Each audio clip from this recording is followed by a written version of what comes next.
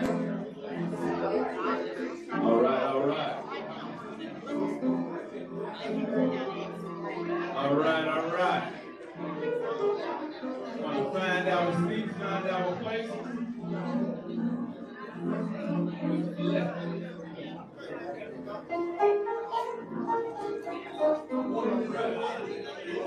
Coach got Charlie.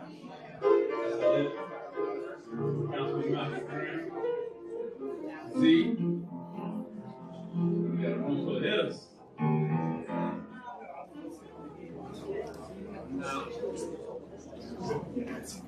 You and I.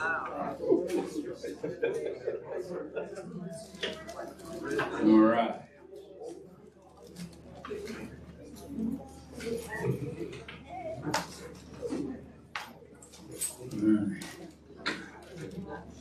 Ladies and gentlemen, welcome to another installment of Big Time Tuesday at the Belmont, aka the prestigious Sarah Stevens Tuesday Morning Forum, serving Charlotte as the premier source for direct-to-community information for well over 50 years. We are supported by nothing more than volunteerism and a coffee fund jar we keep in the back. Please consider making a donation. My name is Winston Robinson. I am your moderating facilitator today, alongside co-facilitators Laura McClady, Carlinia Ivory Candy, Jackie Edwards Walton, Mary Johnston, Shay Abdullah, Gary Young, Jasmine Wright, Robert Collins, Sarita Sherrill, Dr. Blanche Penn, Tina Marshall, Natalie McElrath, our timekeeper, Steve Johnson, our website editor and archivist, and a one-man house band, Dr. Thomas. Come on now. Man, a whole TV show on PBS. Our forum runs from 8:30 to 9:45 a.m., followed by announcements from the audience. Announcements can also be sent to Steve at sjohnston, that's Johnston with a T, at tuesdayforumcharlotte.org. As tradition holds, we always begin with prayer, and this morning we'll have Dr. Blanche Penn lead us. Yes, Steve.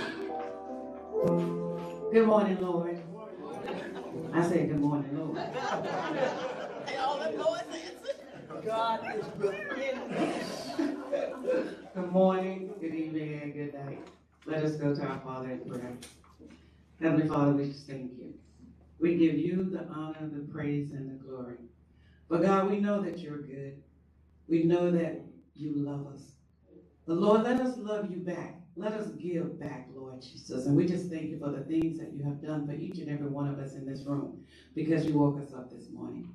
Thank you for our guest speaker that we have today, Lord Jesus. Thank you for the things that we're going to ask him and make sure that it's acting in the right way. Lord, we just thank you for the words that's going to come out of our mouth. We just give you the honor, the praise, and the glory, for you're worthy to be praised. And we just thank you for it in Jesus' holy name. Amen. Amen. Amen. Thank you, Dr. Penn.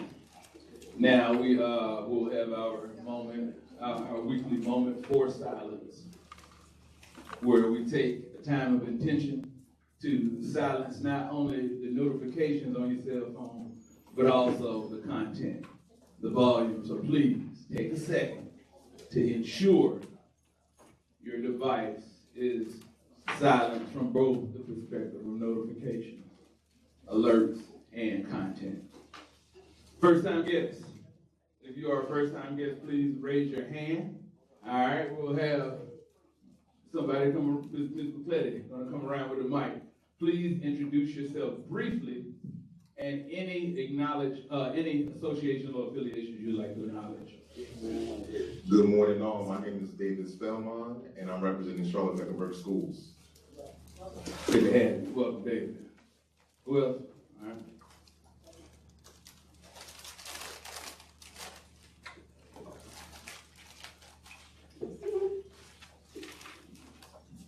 Hi, good morning. My name is Clement McKinley, first-time entrepreneur. I grew up here in Charlotte native, and I'm working on opening up a pizza shop on the west side.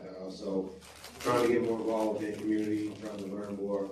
Been in corporate America for the last 20 years, so stepping out on faith and want to be a part of the community, and this is a great start. Listen, inviting me. It's a great place to be. Welcome. Come on now. Start that journey here. Good morning, my name is Angie Myers, and I'm representing the Charlotte-Mecklenburg Library, and I'm excited to be here, and I'm excited to try your pizza when you get to Charlotte. And it's called Eats and Rhymes Pizza. Eats and Rhymes Pizza. Eats and Rhymes Pizza, 2023 Batesville Road. That's the plan. Is that it? Any other first timers? All right. Oh, okay, I'm sorry. Good morning, everybody. Maureen Sullivan, 30-year resident of the area, retired banker, here to hear about my new mayor. Thank you for the welcome. Come again. That's right, ladies and gentlemen, we are here every Tuesday, come again, about 43 Tuesdays a year, except for national holidays and election day. So please, kick it with us. Following our presentations, we will take questions from the audience. Raise your hand for a question. We will add your name to a list. Questions should be questions. Questions should be 30 seconds. Responses, 2 minutes. Our timekeeper, Ms. Natalie McElrath, will again give us notification when time is up and a 30-second mark when time is winding down. Now, the thing is, we don't go back and forth. We do not debate. The answer you receive is the answer you will accept. We abide by the West Side Rules of Order, in which it is what it is. Now, without further ado, it is my honor to welcome Charlotte's interim mayor, Mr. Robert Harrington, to the Sarah Stevenson Tuesday Forum. As we all know, Charlotte continues to experience tremendous growth and opportunity, along with important challenges that require thoughtful leadership.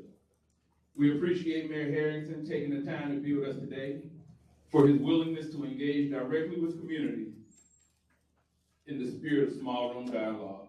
Please join me in welcoming Charlotte's interim mayor, Mr. Robert Harrington. Good morning. Thanks for letting me be here. I am looking at the timekeeper and thinking I probably will not go 20 minutes. I'm sorry, Mr. Microphone. I should have did that for you, huh? Sitting there wasting all that time. Hey, Mr. Harrington, we have a streaming audience, so if you could always keep that mic up. Great. I'll start over. I was glad to be here, looking at our timekeeper and thinking I probably will not go 20 minutes, but I will be happy to take questions. And if I manage to ramble more than 20 minutes, you'll let me know. So to introduce myself, I have been here. I was saying when I came in that it's been years and years, but I've been here when I was doing work with Charlotte-Mecklenburg Schools. I was the last chair of the CMS Equity Committee, and I'm dating a lot of folks in here. I cannot remember how far back that was, but it was probably early 20-teens. But if I step back, even further and talked about sort of who I am, and then maybe jump forward a little bit, talk about why I decided to submit my name to the Charlotte City Council for the possibility of appointment to apply. So I grew up in Florence, South Carolina. I'm probably 100 miles from here, a couple hours from here. Grew up in the mid and late 60s. The last of a family, the youngest of a family of 5 children. Grew up in, I don't know if anyone here knows Florence, but I grew up in East Florence. So our family was, we were happy to be in Florence. We were working class. We were deeply embedded in the South Carolina community. My father had grown up as the son of a Methodist minister, so we were, as folks know, Methodist ministers move around the state. So he had moved all around the state and settled in Florence. My mother had been born and raised in Florence. And my older siblings were born. My father was, for most of his career, he was a mail clerk on the railroad. And that was before they took mail off the railroad, put it on planes. When they took him off the railroad, he retired from there and went to work for South Carolina Department of Vocational Rehabilitation, which is really what he was doing when I grew up. So some of my older siblings were actually born in Fayetteville because they tended to live along the railroad track. But I finished high school in Florence in 1980, and then went off to college, went to Duke for 4 years of college, 3 years of law school, finished that, and got married. My wife was 2 years behind me in law school. There are probably people in the room who know Sharon Harrington better than they know Rob Harrington, which is probably fortunate for Rob Harrington. But we got married right after she finished law school. She was class of 89, I was class of 87. Ended up going to Washington, D.C. for about a year and a half because I followed her to where she had her first job in law. And then we ended up going to New Orleans where I spent time. I had family down there. So we came to Charlotte in 1999 from New Orleans. We had been there for about 10 years. Sharon had actually worked, I was practicing law, which I've done the whole time. Sharon had worked for Mark Murrell's administration as his, here we would call it solid waste. There was the sanitation department. And we came here for job opportunity and to be closer to my mother, who was by that time pretty elderly. So got here in '99, got involved pretty immediately in civic activities, served on the board. I guess the first volunteer activity I had other than being active at Friendship Missionary Baptist Church was with what's now Freedom School Partners. It was then Seal Avenue Partners, located right there by what had been Piedmont Courts. And did that for a few years. I served on the board of a civil rights organization that was based in DC, continued to live and practice here, Lawyers Committed to Civil Rights Under Law, continued to live and practice here, but that took me out of some of the nonprofit things that I was doing for the couple of years that I was chair of that board in the mid-2000s, so 2005, 2007. Other things that I've been involved in, I've chaired the Levine Museum of the New South Board, was heavily involved with the Arts and Science Council, as it was really reaching sort of the change in structure that ASC has gone through. I think I chaired that board from 2017 to 2018. Very heavily involved in Charlotte-Mecklenburg Library, and it's good to see the interim CEO of the library here, Angie, remain involved with the library. I was on the board of trustees for about 7 years, 6 or 7 years, and had the pleasure of chairing it and working heavily in their campaign to finance the new main library and continue to do some work there. But that's sort of those are sort of the high points of my background of civic involvement here. As I said, what I've done, my day job has been until now. Now I'd say I have 2 jobs of trying to keep one foot in the practice of law during this 18 months. But my day job has been practicing law, and I'm a litigator, a trial lawyer, doing primarily business contract disputes at a firm in Charlotte, Robinson Bradshaw. Primarily in Charlotte, I've also spent some time in Raleigh. And I guess the other thing that I should mention as community involvement, I've been very heavily involved in the profession. So I was president of Mecklenburg County Bar 2012, 2013. And most recently, I was president of the North Carolina Bar Association, which was a really good experience. It got me around the state. And so I spent time down east. I spent time down east and elsewhere in the state. But that really did require me to get to know folks from across the state, to get to see what folks, in other parts of the state are experiencing now as we go through the times that we're in. And so that was, I think, good experience coming into this job. And then the question of why this job and why now? I had a few people reach out to me and ask me if I would explore it. Thought about it, prayed a good bit about it. Talked to my closest advisor, Sharon, and we decided that this was a time that some of the skills that I've developed over time, working with a lot of folks like folks in this room, I could bring to bear to try to work through this situation with the unexpected retirement, the early retirement of Mayor Lyles, who's has long been a good friend of mine and my family. So jumped into the 120 folks who applied for the position. As you know, there were 69 of those who ended up being qualified. So you had to be a Democrat, you had to live within the city of Charlotte.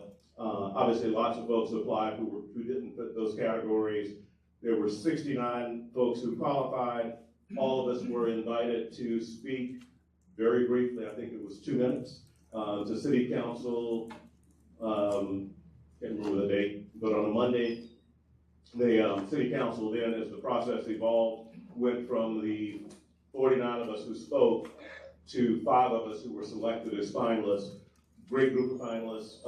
Obviously, folks in this room probably know everybody, may know everybody in that group, better than they know me. So Caleb Tedros was a finalist, Carrie Cook was a finalist, obviously James Mitchell was a finalist, and Harold Cogdale. And so we then did 30-minute interviews each and went through that process. But as I look at the community now, we've got several issues that are right upon us, and then we've got issues that are sustaining issues. And I'll take the sustaining issues first. I've said over and over, I did 14, 15-minute interviews in one day. And part of my theme is, if Charlotte has explosive growth, that growth is probably not going to stop. It's impossible to be stagnant. So you either continue to grow at something like the rate that we're growing, but if you try to stop growth, you probably regress. But how do we manage that growth? Everyone in this room I know has been focused on the question of how we make sure that folks who have been here for generations share in the benefits of that growth as people who are moving here do. And so we continue to work. I'm a non-voting member of council. I see myself as a convener and someone who hopefully can talk to the public and talk to each member of council on a regular basis. But we need to continue working with the Housing Trust Fund to try to spur development of affordable housing. Council member Mayfield had a task force meeting about a week ago to talk about how you would plan for money that may come in depending on the bonds at the end of this year. But that clearly needs to be a focus for city leadership of how we make sure that all parts of town, all parts of Charlotte thrive as the city is thriving. There are challenging issues. We need the input of everyone, certainly including everyone in this room, but we've taken on the responsibility to work through those issues. Affordability, affordable housing are key issues for us going forward. And then there are the issues that are right upon us. And so, we are working our way through, the community is working its way through the aftermath of decisions on I-77 South. We've got data center issues that are, we are in the midst of a moratorium, of a 150-day moratorium on data center development, and City Council is continuing to work through what that looks like going forward after the moratorium. What am I missing? We've got data centers, we've got I-77, talked about continuing housing issues. We've got the airport lease that is up for renewal. That was extended for a year, probably back in June. Before I came into this office, I was appointed to this office. So we've got a portion of a year to continue to work through that. And then they're just the run-of-the-mill issues important issues that we face every day. I have put a priority on making sure that the relationship among the elected officials, and particularly among the council members, is as good and strong as it can be. We've got amazingly dedicated, passionate folks with different interests and different views, but we need to continue to work together for the good of all of the citizens of Charlotte. I have, scheduled, we've had now a one-on-one with everybody on council. I intend to continue to do that so that we at least know what we're thinking. Just like the community, we're not going to always agree, but we need to respect each other's voice and be listening to each other because we collectively represent the city. Working on those relationships, working on making sure going forward that we maintain the efficiency and effectiveness of the one way that the city acts. So as everyone here knows, the one way that the city acts is through a majority vote of the council, right? And so you watch in policy decisions, that's the positions that we end up taking. We need to make sure that that process is as understandable, as efficient, and in a sense as orderly in a good way as it can be. And we as a group, I know, continue to work on that. We've had that in the past. We need to make sure we continue that in the future. And then the other two things that I've talked about really are among the group of council members and members of the Board of County Commissioners, and then among the public, making sure that our interactions show the respect that we have for each other. And I actually saw someone use this phrase the other day. I've been using it throughout the year as president of the Bar Association and throughout the beginning of this 18-month period. Give each other a little bit of grace. I'm a strong believer that as you work through challenging issues, and we will work together through challenging issues, we won't always agree, but let's give each other grace that everyone, even those that we disagree with, are coming at it from a position of good faith. Let's work with that assumption. I think it will make us even stronger as a community as we go forward. So I know I'm not at 20 minutes, but those are my remarks. I'm more than happy to take some questions. Thank you.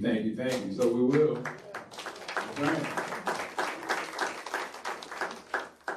Thank you, Mr. Harrington. So we will go to the audience for questions. And the first question goes to Mr. Mike Lilly. Then we have Mr. Ken Combs, Dr. Grant Payne.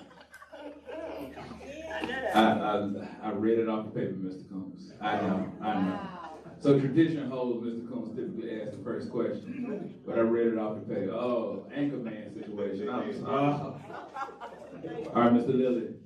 Okay, I've learned through this process that if you do a good job, you can't run yourself, but I can write you in. There's an old saying, first impressions make a lasting impression. Can you tell me what you're not going to do that would unimpress me if I think you are impressive right now? So I'll start at the beginning of your question and say I'm not going to run.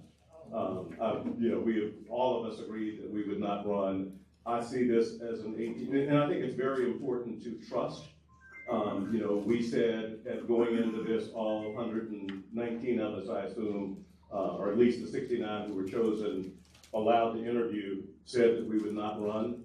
That's certainly my intent now, is not to run, and I think that's important to building trust. What could I do that would further unimpress you? Because I was going to cheat and leave it at that, but I'm going to go further there. I think to fail to connect with the community. I mean, I've taken every interview that I've been asked to take, and I've taken every invitation. There haven't been many so far, there's a lot of interviews. But I think if you step into this role either as mayor or as councilperson or as county board of commissioners, you need to be present. I know there are people in the room that I know check me if I get to the point where I go into a hole and I'm not present. So that's fine. Mr. Jones. There it is. It's been said that if you watch the process for making sausage from the start to finish, you probably wouldn't eat it. You're the city's of Charlotte's sausage patty now.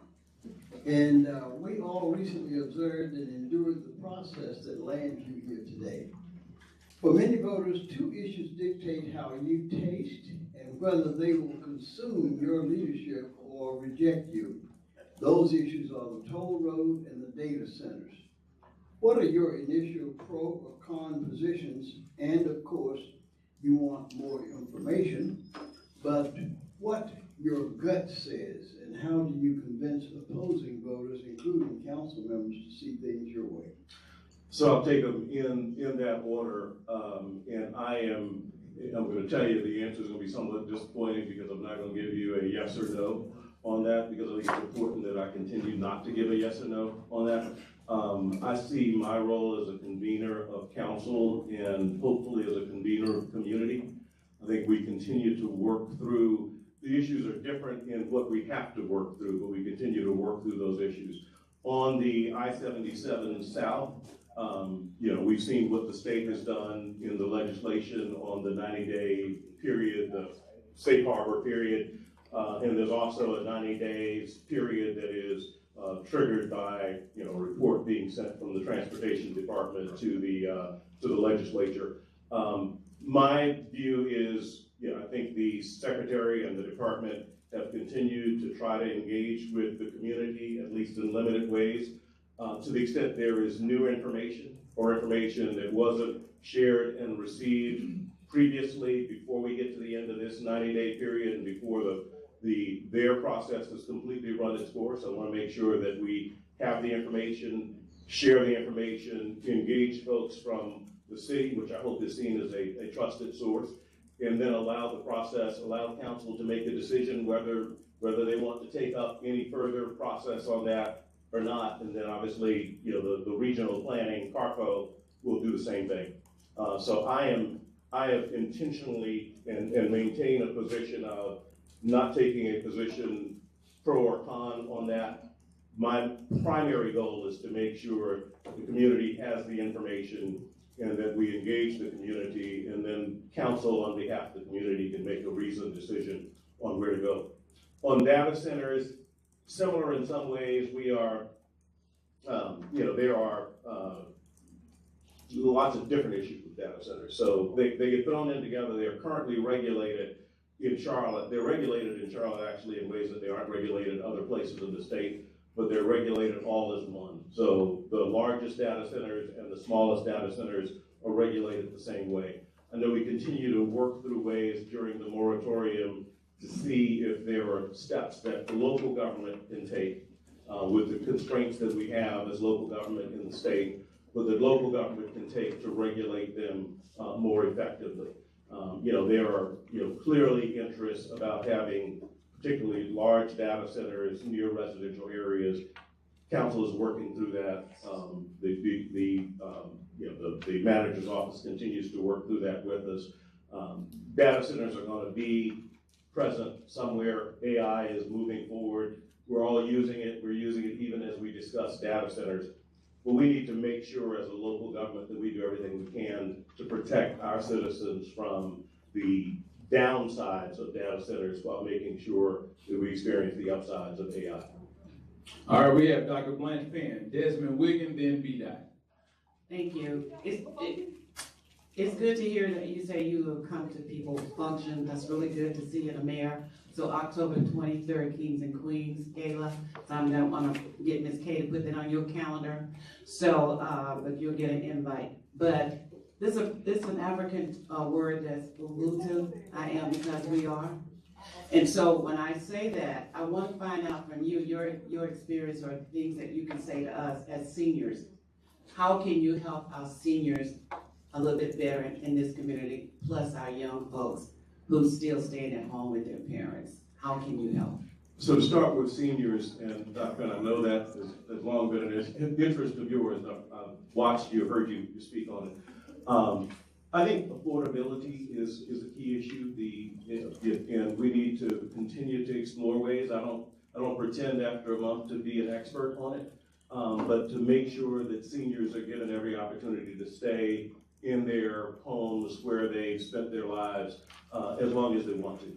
I don't have the answers on that. I will tell you it is a priority to make sure this is, to me, a part of the affordability issue. But I'm the youngest of 5 children. I watched my mother grow older in her house, the house that we grew up, and making sure that seniors are taken care of and taken care of with respect is a priority, and we need to continue to look for ways to do that. On youth, I think one of our, and you can see it in the discussions over teen takeovers, whatever we want to call them, we need to make sure as a community, and I think for government, this is city working with county and then working with community groups, but that there are places for teens to go, that there are activities. We won't be able as a city to provide all of them, but we can, working with our partners at county, be conveners to make sure that city, county, including parks and recs, houses of faith, which I know do a great job in lots of different ways with youth, but that we have a network, particularly going into next summer. So, we're at the end of this summer now, just about at the end. Folks go back to school in, 2 weeks? We need to be prepared for next summer, because the summer, I raised a son here, went to Piedmont, opened, and then went to took to Hardy High in the, aught decade. We're always looking for things to do. We were fortunate enough to be able to find those things ourselves, but we need to make sure that teens and young folks across the city have opportunities. I think the role for the city and the police department and the county and Parks and Recs and the Department of Human Services, that we're able to do that together, connect the community, but make it a priority. It's hard to complain about what teens are doing when they don't have opportunities to do something positive in a positive outlet. As a community, we can do that. We need to make sure we do. All right, Desmond. Yes, good morning, Mayor Harrington. Good morning. Desmond Wiggin, CEO and founder of local entrepreneur technology company here called Battery Exchange for the last 7 years.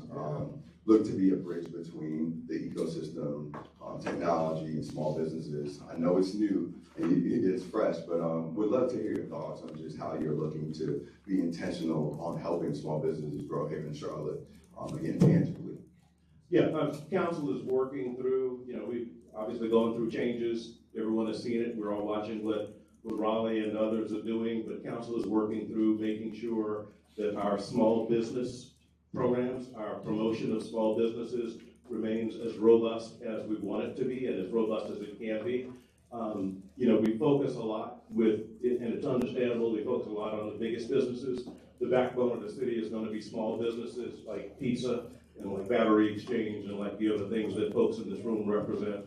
And we need to just make sure, and you need to hold us to making sure that small businesses are at the forefront and that we look for opportunities to support entrepreneurship and support small businesses. So welcome any particular suggestions, input on that, but it's got to be a focus for the community because that's where the spirit of the city is, and that's where so many jobs are created that go under the radar. All right, Eli. Yes, sir. First of all, congratulations on Battery Exchange. Salute to you, brother. You already know. I just want to say, a question is, if we're sitting here exactly 4 years from today, what are 3 measurables that Charlotte residents can point at and say, that mayor delivered? Well, I'll be going after 17 months, but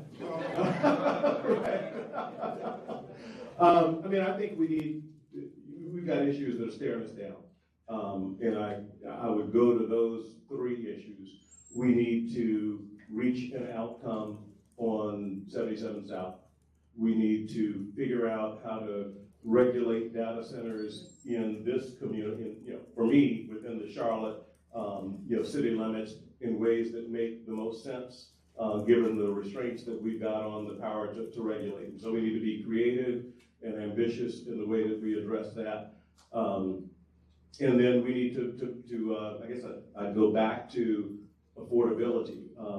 2 things. I'd go back to affordability and establishing a pattern as the growth continues to increase where, local residents are sharing in that progress. And then I'd say I'd introduce another thought that I hadn't mentioned, but I look at the issues that are immediately in front of us as opportunities, and opportunities not just for the specific, whether it's transportation, transit, housing, but also for ways that we make decisions in this community. There is essentially we label each other as, business or grassroots or whatever. I think labels can be deceptive and they're kind of easy shorthand for really thinking through and getting to know people. But I also think it's really important that we, and I guess I'd say change the model, but make sure that we are establishing a model looking forward for how we take on issues. And, those of us who've done community building exercise, and probably everybody in this room has, realized that with a city of 1 million people, in a really diverse city of 1 million people, we need to make decisions together. We need to talk with each other instead of to one another. We need to strive for meetings and decision-making where we see each other as equals. And that's something, I've not been in the public sphere, but, a couple of months, but I've been saying this now for 27 years that I've been here. This is not one group giving to, this is us sharing our resources. This is not one group educating, this is us sharing our information. And if we can address the current issues with that framework in mind, that may be our biggest contribution, because that has to be the city going forward. We're 1 million people. Government and politics are important in ways that perhaps people would say they haven't been in the past, and it's a new model of leadership to me. All right, Clem. I'm sorry, Ms. Carlinian. Good morning, Ron. Good morning. You really answered my question. I just wanted to say, I do know Lake City, King Street. My grandfather was born there, so the area that you come from. Your opening was very impressive this morning. I told you how I felt. I think you will do a fine job for the interim. So we're going to give you the chance. I'd like for you to consider moving up. A young man asked you about your 3 priorities. The one that is very near and dear to my heart is the youth. And we talk about, we need to have sanctioned takeovers. We can't wait until next summer to talk about what we do with the youth. Right now, we have all these different organizations that are working in isolation. Someone needs to be looking at them and see how we can come together. When you have YMCAs that close at 2 o'clock on Saturday, when you have, you don't have the activities. When you have like a Sean Kennedy have 350 some kids and 700 on the waiting list, the need is there now. And I keep hearing from city council, oh, we're gonna work on. No, we need to start working on that today. We need to have sanctioned takeovers. We need to make sure these kids have someplace safe to go. And then we need to hold parents accountable. So I'll convert it to a question and say, yes, I agree. But I think I agree with you, it's a priority. It's a good reminder that we can't wait until next summer. I think we do need to make sure we are prepared for what happens in the summer because of weather and because of, students being out of school. But, I go back to, Sharon and I raised a son, came up through Harding, close to all of his friends, and we saw the struggle for places to go and safe places to go. And I agree with you, we need to work. And I think we can't forget, we need to find a way to stitch together the good work that's going on already so that folks know the opportunities, figure out if there are ways that we can support the work that's going on in community groups and in churches, but make sure the community is informed. There is a shortage of things for young people to do year-round and certainly in the summer. I should have mentioned another partner in that effort. I know the library is a partner in that effort. I know Parks and Recs are a partner in that effort. But I welcome your strong encouragement for us during my 18 months to make that a priority because it is a personal priority for us, having raised a young male in this city. All right, now nobody else can do that. Ms. Carlenia, only and the mayor. You absolutely did. Thank you for your favor, but Ms. Carlenia. Your answer was 30 seconds. Her question. Yeah. The question was 2 minutes and the answer was 30 seconds. Other way around next time. I think you did a great job. Thank you. Absolutely. You're quite welcome. Absolutely. We have Clem, then we have myself, and we have Andrea. So I've been very intentional about the concept of bringing this concept to Batesville Road because that's where I grew up off of. And it's built off community, it's built off, we talk about the kids, the youth, and having a place for them to come after school, be able to sit down, eat pizza, have job opportunities, co-ops with different things where we're going to partner with West Charlotte High School and other surrounding high schools. What is the city doing to help transition entrepreneurs like myself that came from corporate America entrepreneurship that wants to bring value to an undervalued community, undervalued neighborhood, so to highlight how value can change when coming down here is like time. So I'll rephrase the question. You were focused on entrepreneurs, but what can the city do? What is the city doing to improve the environment, support the environment for young entrepreneurs, Like programs, developing businesses in the city? yes. So I'm not gonna act like I can go down the list of things that the city is doing at this point. I know we are continuing to work on.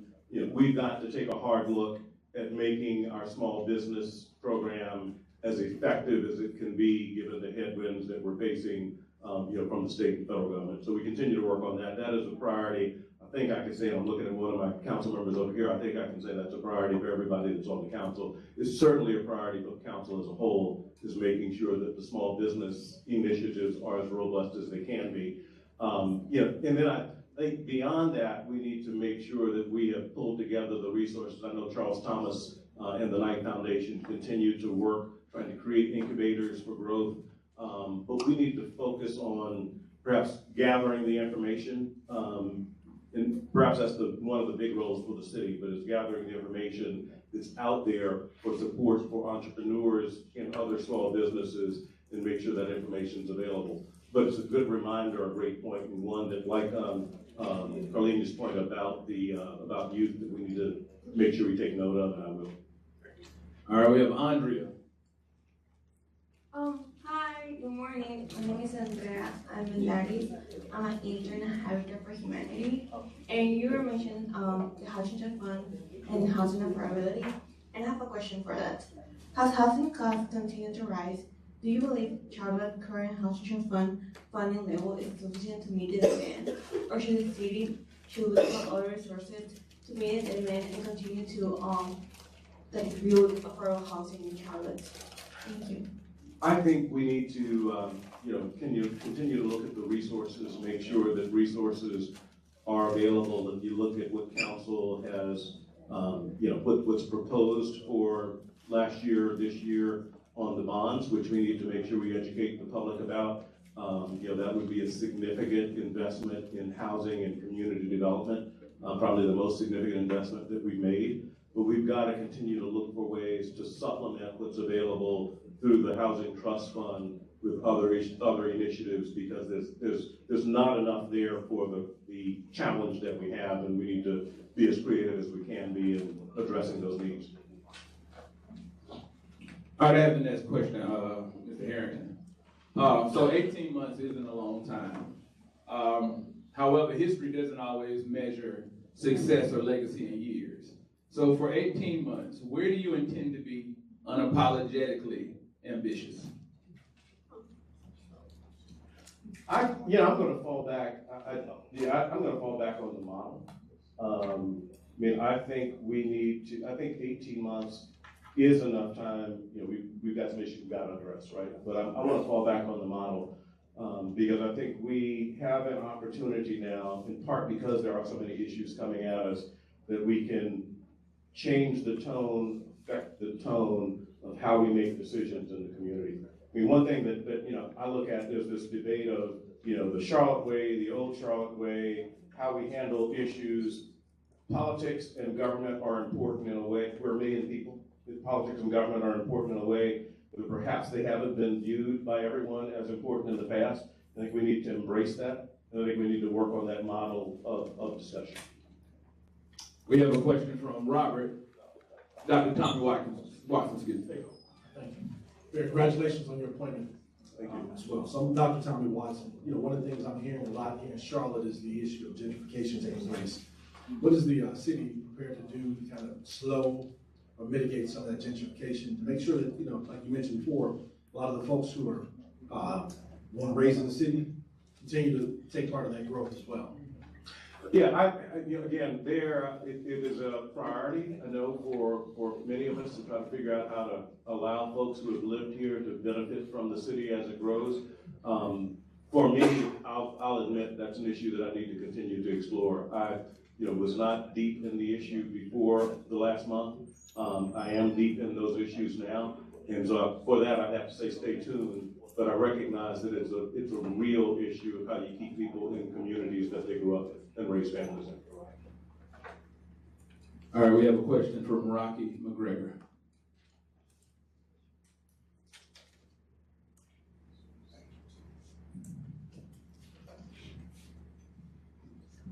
Good morning, Mr. Mayor. Good to see you. Good morning.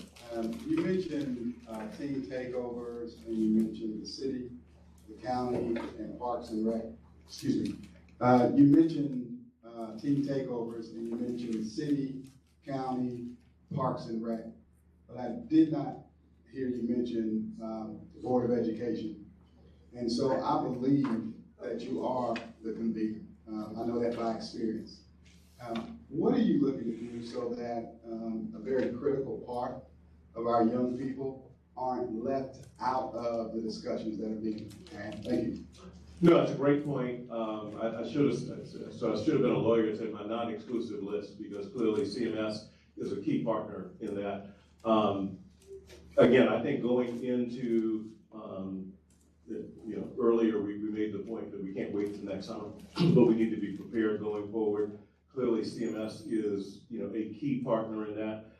Obviously, city, county, CMS are self-governing. They have their own boards, they have their own leadership, and they face their own, issues, financial and otherwise.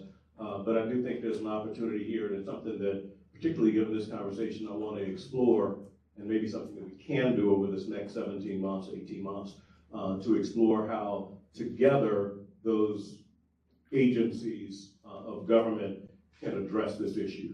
And I welcome continuing discussion there, because the more we talk about it, the more ideas we have. And you're right, I'll add to the list CMS, the county through Parks and Recs and otherwise, the city, including the police department. We need to find a way to collaborate with others in the community and find answers for teams. There is, and Dr. Buchanan mentioned it earlier, we need to make sure parents are accountable. All of us in this room are accountable, and all of us around us are accountable for our children. But we need to make sure we're doing everything we can as a community to raise these kids up. Including the teens. Including the teens. All right, we have Gary. All right. I do have the next question. I think Clem went down the lane that started down the lane in which I wanted to go down. We talk about business development. That's my SME subject matter expertise. What's your how? Like you said, yeah, we need to have organizations convene together, work together to build resources, bridge them. Well, what do you see as the how? What are the programs that need to be created? What are the mechanisms that really help businesses reach that next plateau to understand how to do business, whether with the public or the private sector? We have a very unique public-private relationship here in this community. So how do we lean on that into creating these opportunities for businesses to grow to that next level from a capacity standpoint? What's the how rather than the figurative? Yeah, I don't want to get out ahead, and I don't want to step over, where I currently have knowledge. I think you raise a good point about the existing large businesses in the community and how we can do more as a community, maybe as a government, to tie small businesses into opportunities for, collaboration, for, training, for the various things that small businesses may need, drawing from the rest of the business environment here, atmosphere here. But I think it's something that we need to, as we work through the small business program that we have as a city, in the city's lane, that we need to take into consideration. We need more voices at the table, and I encourage voices to be there. I don't want to step out above where I can, offer you expertise there, but it's clearly something we need to focus on. All right, we have a question from straight A Livingstone student to Dyer Sadler. Hello, and thank you for my uncle for that introduction. My question was about the AI data centers and how that's taking priority in the current political system of Charlotte, and how that will affect us through strains of like continuous drought. I know we've been having that problem all summer, and then why that takes priority. Even though I understand the world is giving to AI, a lot of systems are using AI now, but it has questionable ethics at best. So why is that taking priority over just state of North Carolina? Yeah, so congratulations. What I'd say as a priority is figuring out the solutions that we can have. Right now, we know there's a moratorium on permits for new data centers.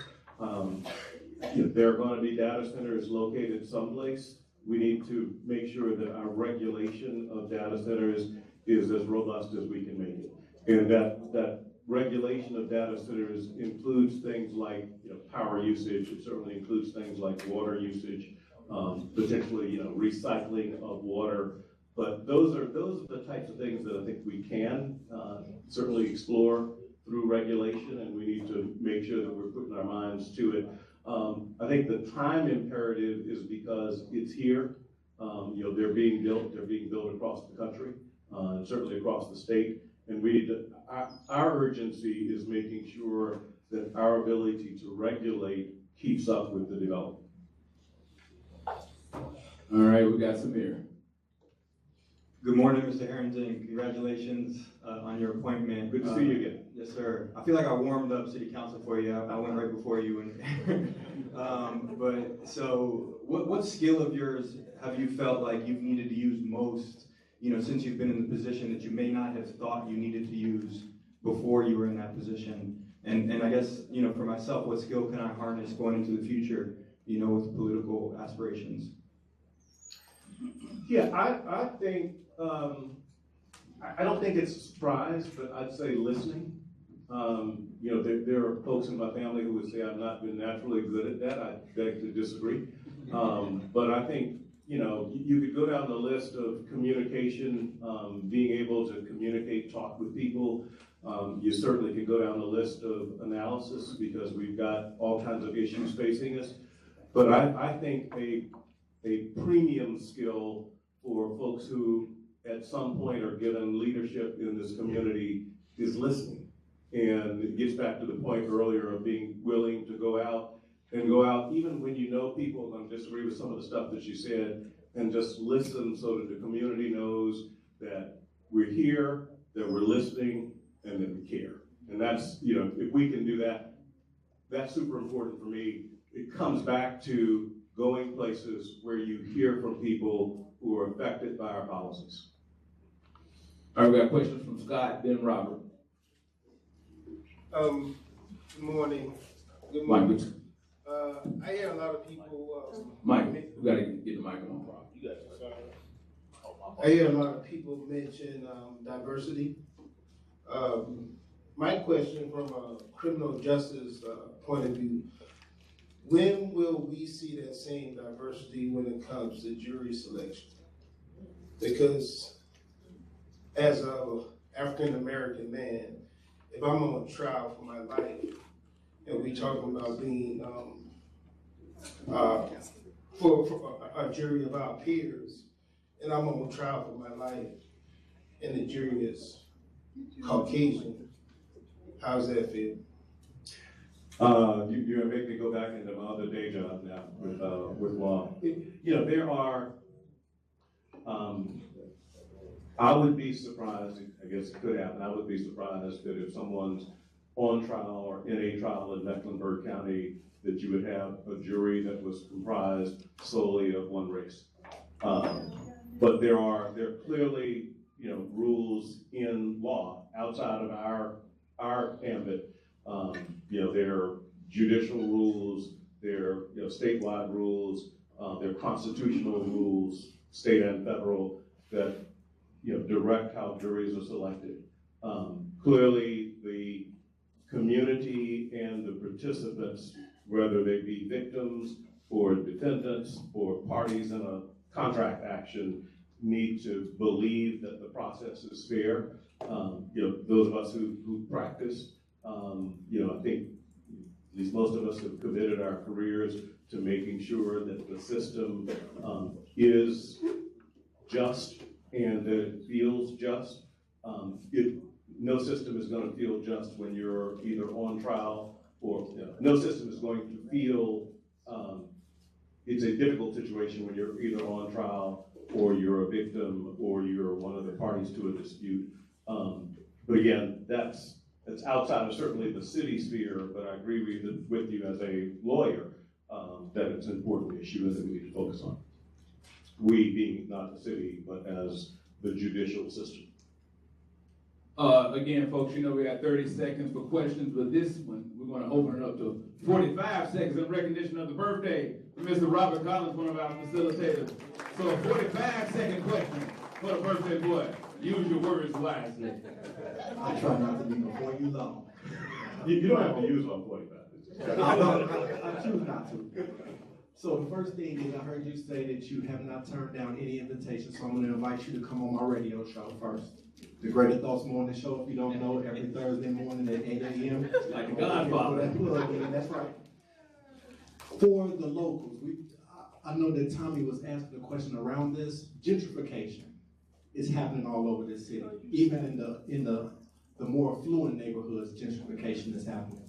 What is your suggestion to the people, the natives of Charlotte, when they're getting offered $500,000 for a house that they paid $80,000 for, and they've never seen that kind of money. What is your suggestion? A couple of things. Well, let me address that question first, and then I'll say, happy to come on. I'm going to get myself in a situation where I'm doing one every day. We're going to do as many as we can, but I'm eager to communicate with the public during this period. On sales for individuals, I mean, ultimately, my mother sold her house in Florence when she was, I won't say how old, I don't remember exactly how old, but for her, it was the right thing to do at the time, and she ended up moving to a retirement village. It was the right thing for her. I think we need to, as a community, make sure that folks understand the opportunities that are there and that folks are educated buyers and educated sellers.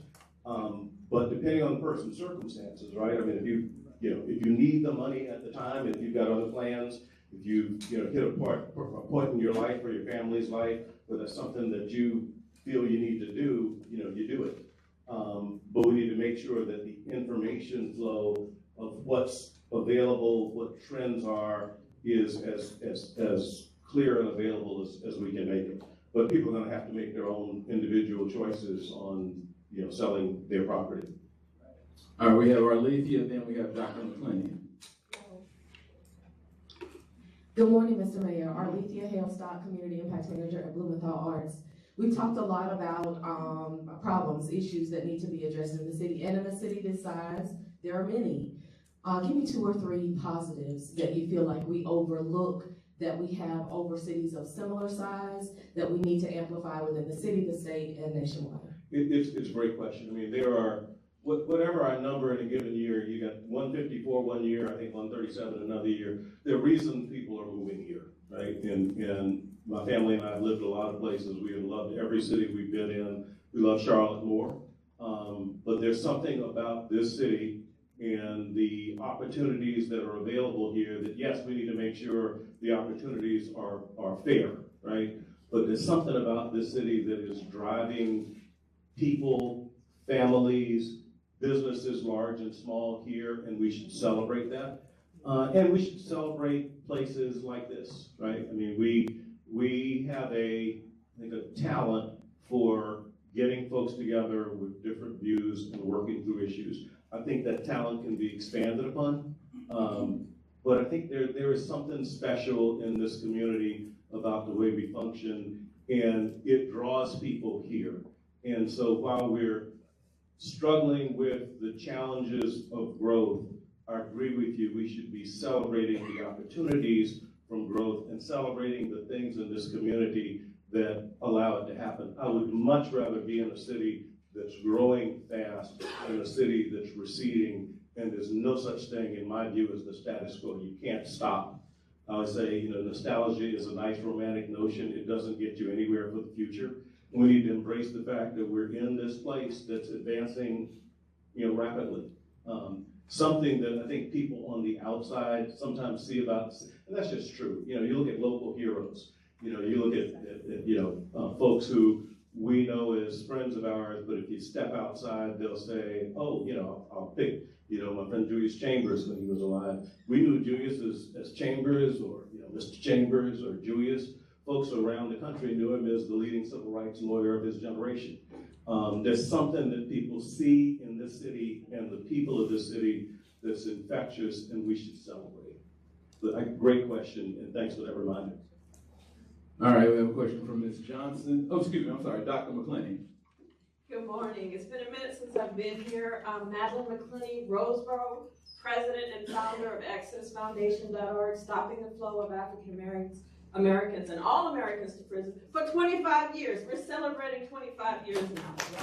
And Mayor Harrington, I've had an opportunity to kind of watch you throughout the years, and you've been consistent in your pursuit of justice and fairness and equity. And I noticed your emphasis on prioritizing relationships between the city council members and creating an atmosphere of grace There's so much venom, so much vitriol and so much politicization of issues in the public square. For you, what's at stake? Yeah, I mean, I'll start with the premise. And so there are things that the press is going to always see, and there are things that love the media, right? Done some First Amendment stuff. But there are things that get headlines, and disagreement gets headlines much easier, much faster than collaboration gets headlines. So I think when I look at, my current colleagues across the board, city council, board of county commissioners, the delegation to Raleigh, there's much more collaboration, good conversation than we see, because that's not what's going to make the headlines. But I think we need to continue to work on it, because it's hardest at the times when you have difficult decisions, and people are elected by different groups, particularly if you're in the districts. The districts have, for county and city, have different interests. They're affected in different ways.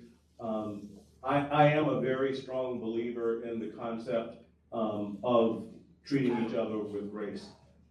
There are, no one is doing this job, or, if they are, I think they're sadly mistaken for something other than service. We may translate that service differently, but there's no reason to jump into any of these jobs if you don't want to serve. And we should treat each other accordingly, and we should treat the public accordingly. And I think if we do that, then the public will reciprocate. But we should recognize that all of us are doing this because we're servants. And thank you for what you've done for 25 years. All right. We have Ms. Mary, Ms. Nancy, and then Shannon. I just wanted to say congratulations over here. Just want to say congratulations. I know you do a fantastic job. I heard you say that the director of the interim director of the library is here. And I wanted to give a shout out to the Allegra Westbrook Library. We've had a phenomenal time there this summer. It has been wonderful. Can we stand up? Thank you. Sabrina, my colleague, is here too, so thank you so much. We appreciate Okay, that. she's been wonderful. Thank you. I'm sure that will be that. I will say one of the things that I regret from the COVID years, I was chair of the library board from, I guess, 2018 to 2020, and we renamed the library during probably late 2019 with a plan to celebrate it in the spring of 2020, and then COVID hit. But it was, for me, it was a highlight being able to celebrate, her career and what she brought to the community. So thank you for that. All right, Ms. Nancy. Thank you, Mayor Harrington, for your attitude to City Council and to your residents. So positive. We have major industries here in town that impact the lives. Could you bring their decision makers together to look at what they're doing to support, to lower their costs, to increase their services and access? Duke Energy, the banks, data centers, American Airlines. If we lose them, or if they go south, it'll hugely impact us. We need your help because of your attitude. No, thank you so much, Nancy. I think, again, the convening is important. I think we need to work towards a goal where the convening is involved. I think all of us need to know more about each other. And there are, clearly there are rooms where the leaders of those, where you may be working on a particular issue and it involves, a bank or an airline or a utility company. We also need to improve our ability, or build on our ability, I want to look back, build on our ability to have those discussions in a way that we see the relationships as symbiotic, and that the community is a part of those discussions. And I also agree with you that, a huge part of our success as a community is the success of those businesses On the other hand, a huge part of the success of the business is the fact that Charlotte remains a vibrant place. So, how we continue to do that is certainly a priority for me. There's no perfect answer, but we got to work at it. Shannon. Good morning, Mayor. Again, congratulations, and thanks for accepting the call to serve. I know it's not a highly paid job. So, my name is Shannon Binns. I'm the founder and I lead a nonprofit called Sustain Charlotte. And I wanted to ask you about 77.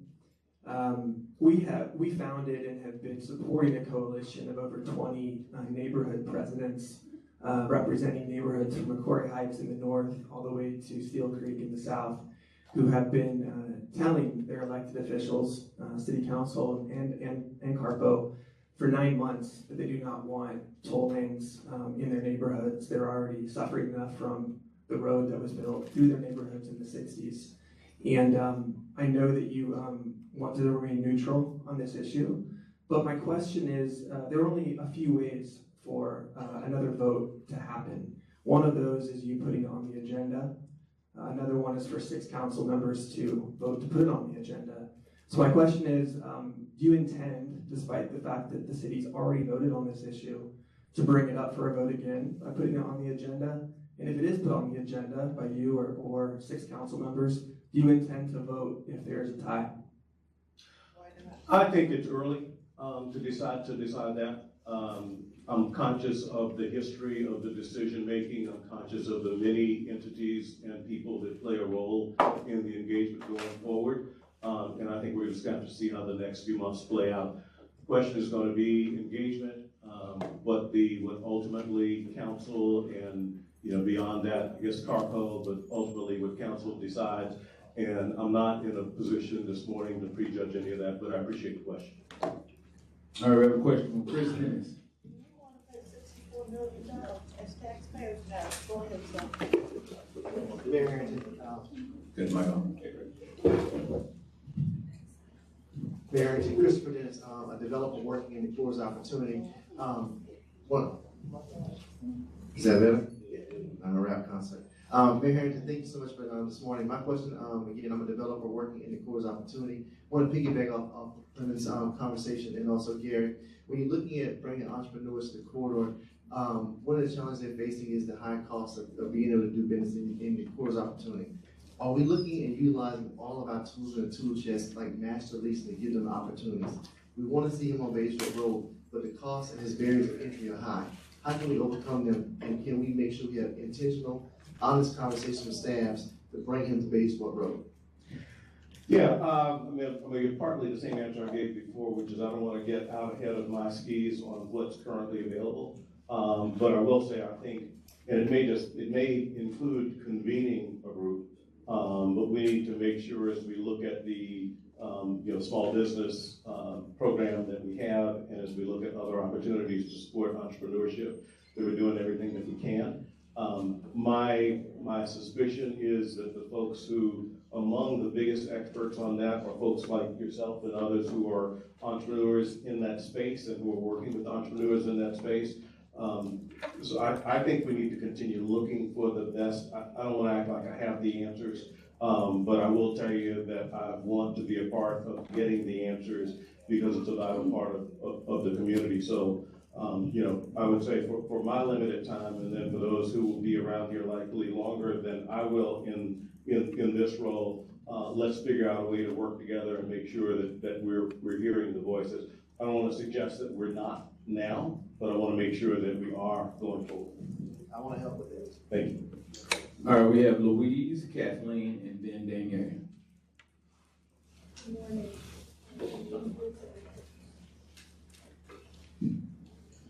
Very happy that you're willing to give your time to have leadership at this critical point. When we talk about growth of Charlotte, one of the groups that's been very important are immigrants.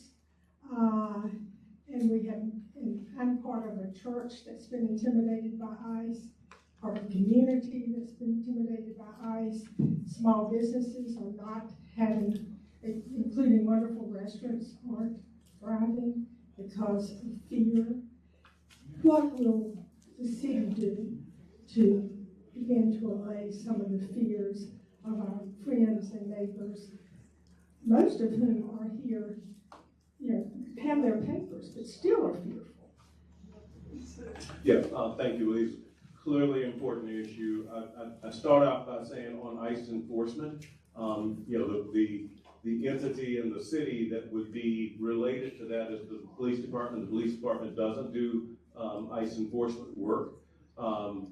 I think as an environment, and I said this in very brief comments after swearing in, we need to make sure that all of our residents feel as secure as we as a city can make them, and feel as welcomed in this community as we can make them. I suspect that's something that this room is probably unanimous on.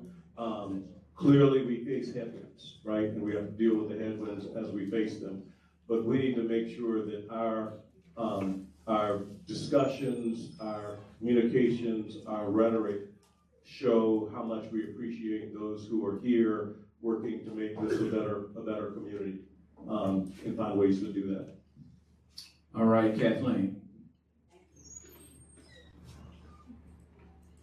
Thank you. You mentioned service earlier, so I want to thank you again for your service. And my question is current events related, in particular I-77. I believe I saw an article this morning in the Observer about an NCDOT offer of $300 million perhaps on the table to help, among other places, West Charlotte, capping I-77 groceries, and what your thoughts? So I haven't seen the Observer yet. You only check it 4 times a day, and I hadn't checked it yet today. I think we need to continue communication as a community with the Department of Transportation. I'm interested in exploring what it is that's come out, what's been published in the Observer. But there's going to be a range of opinions here, right? I mean, we've taken it up and we've decided it. There's additional information that seems like in real time is being made available to us.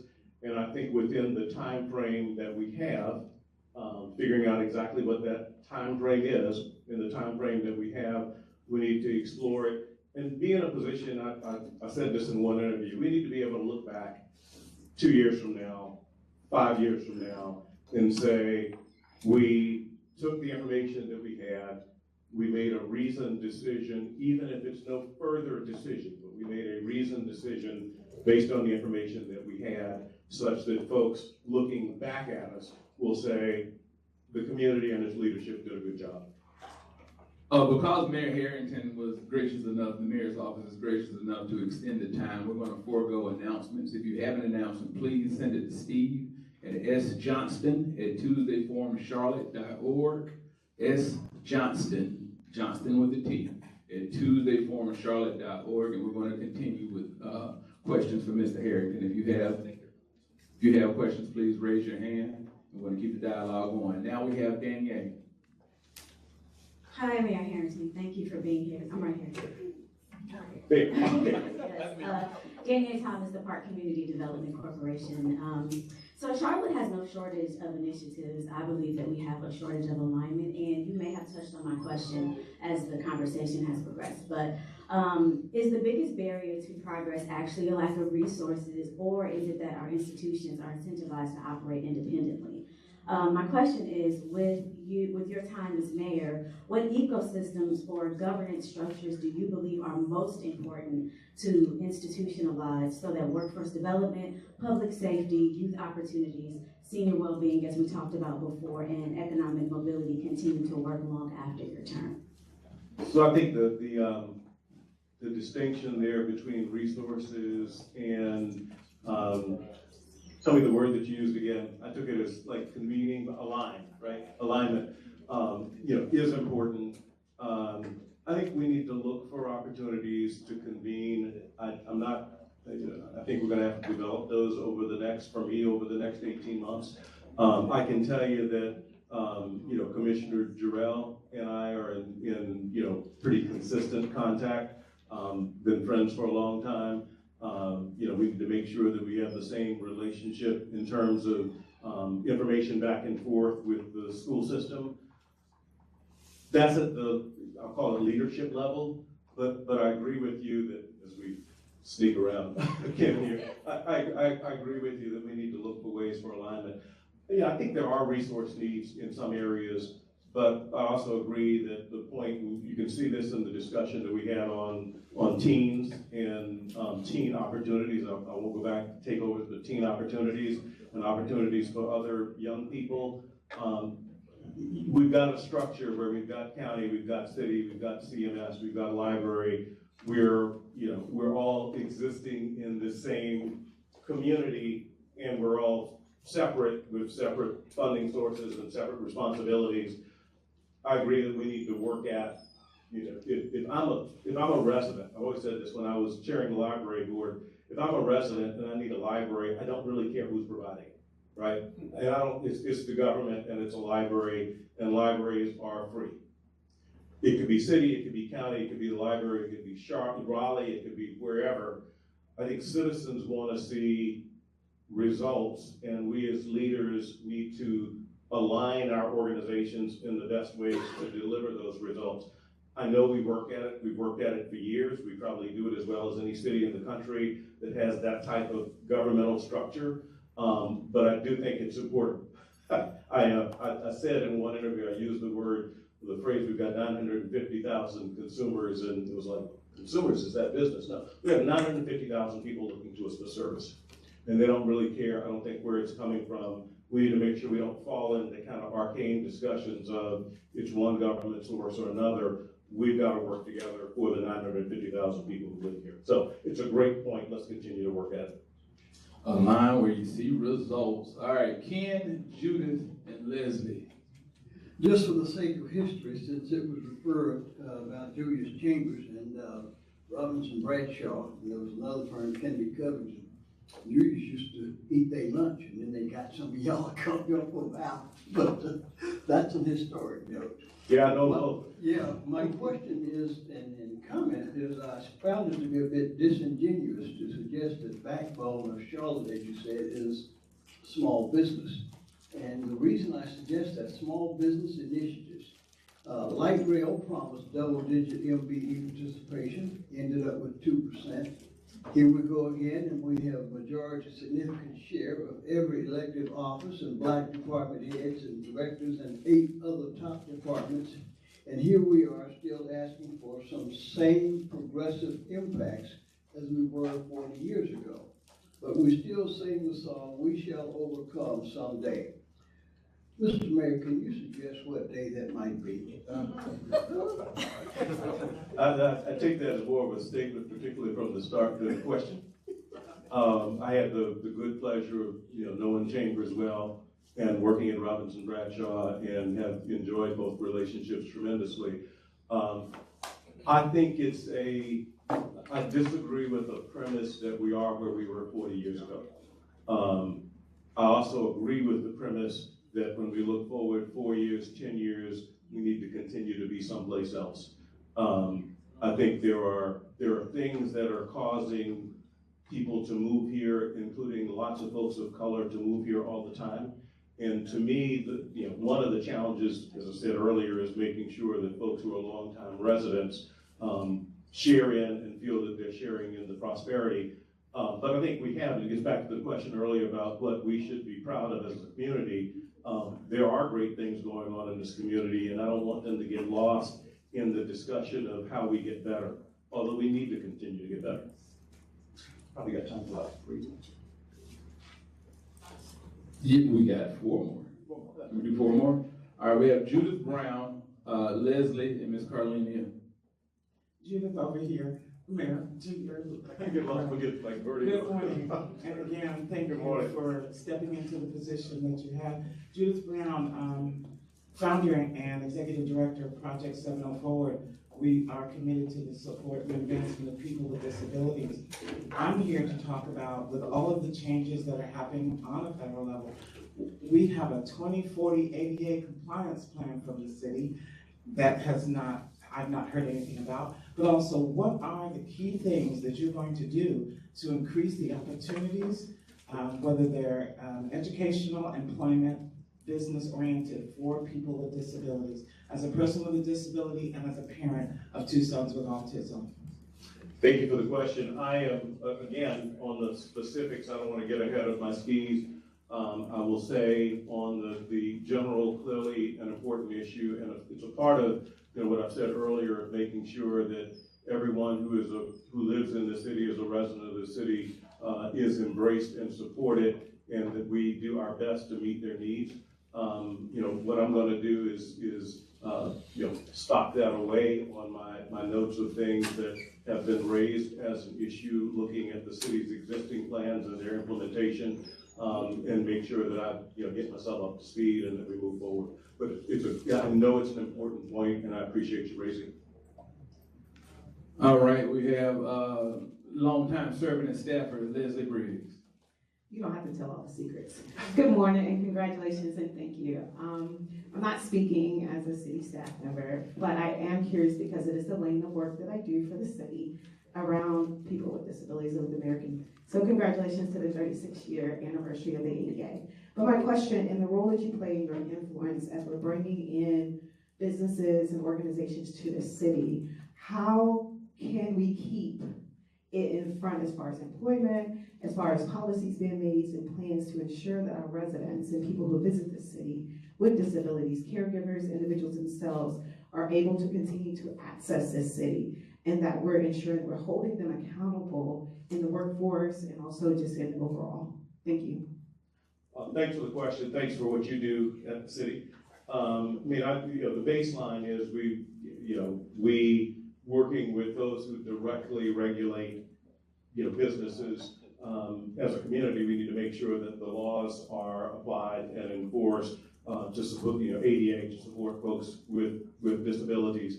I think we also, as a general approach, again, same answer as before, need to make sure that Charlotte is, as best we can make it, a place where, everyone has an opportunity to succeed, notwithstanding, disabilities, other, sort of broader disabilities and circumstances, just as a part of the way we do business. I think we do that, but we need to make sure that we continue to do it. But it's a great point. It's one that's among others that we need to just continue to raise and continue to push your elected officials and others in that direction. All right, we have a question from Ms. Carlinia, then I have a question. Okay, thank you. I want to go back to the I-77, and I just want to make sure that people know that there's several views in this community. I actually lived in a house that was moved from McCoy Heights to another neighborhood for years and years. Over 40-something years. And I believe that after listening to everything, you can come up with a different perspective. So I just want you to know that it's more than one side. I do not, as a taxpayer, want to engage, and I'm trying to be better educated in paying $4 million as a taxpayer. I also want to make sure that I go back to the teens and the mental health and all these issues. How, if there's a way to do a compromise, where we can do a compromise so we can gain and we can benefit, especially along the Beatty-Ford Road corridor.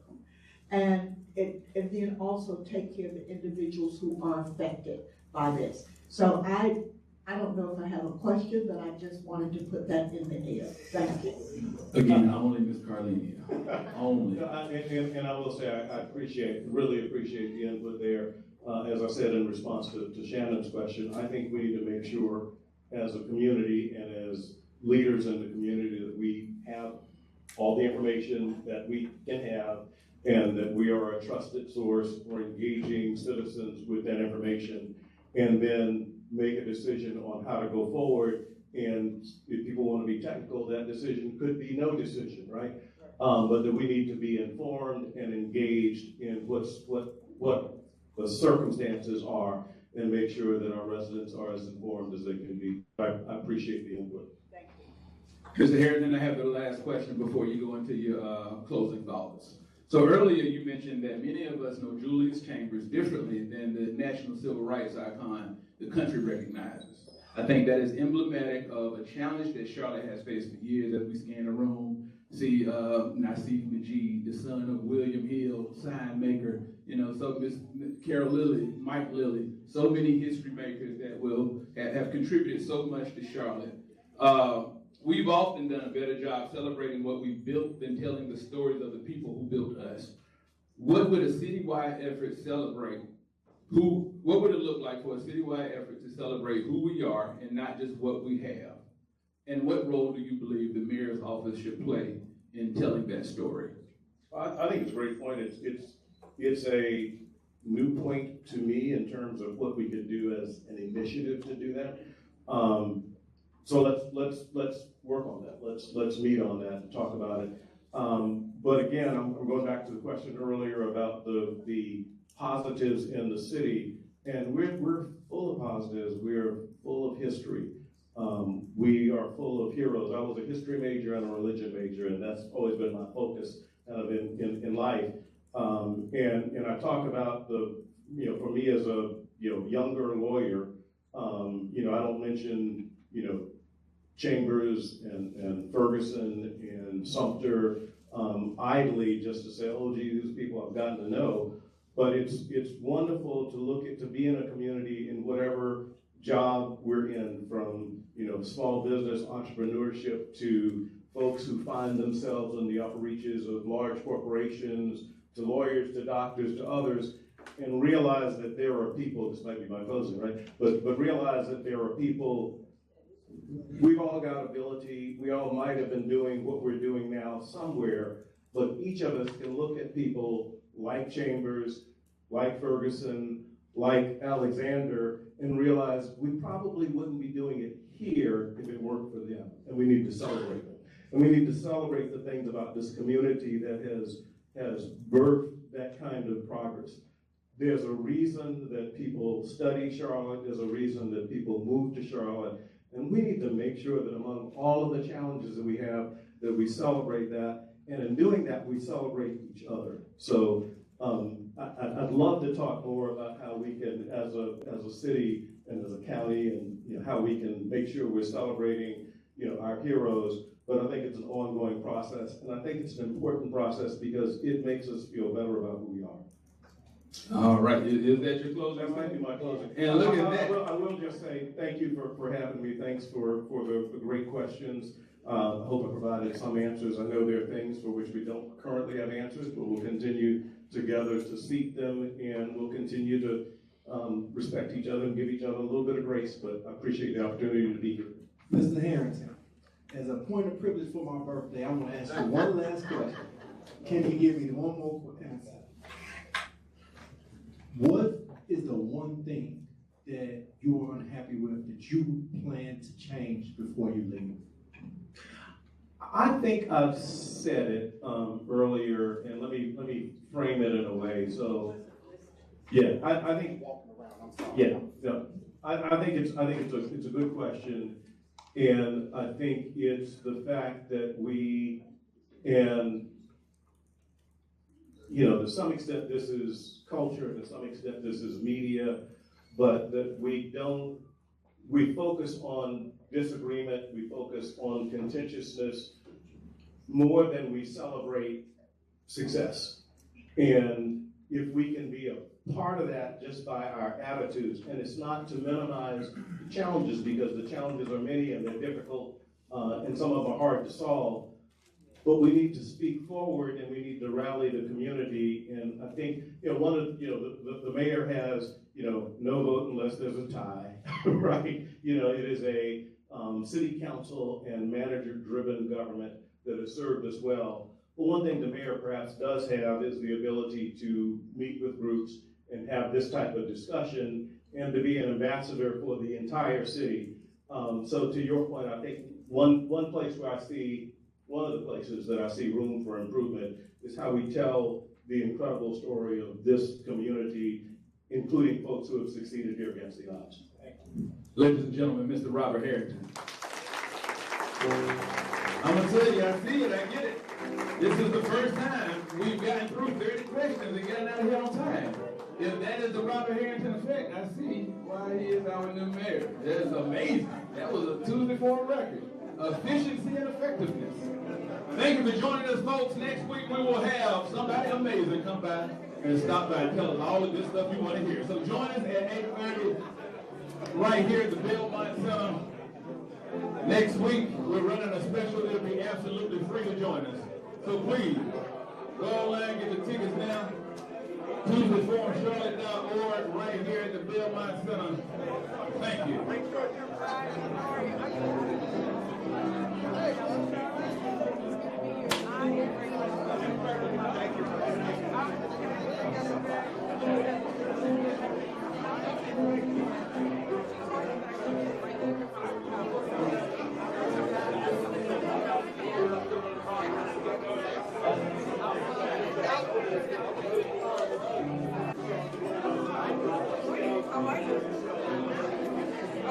you?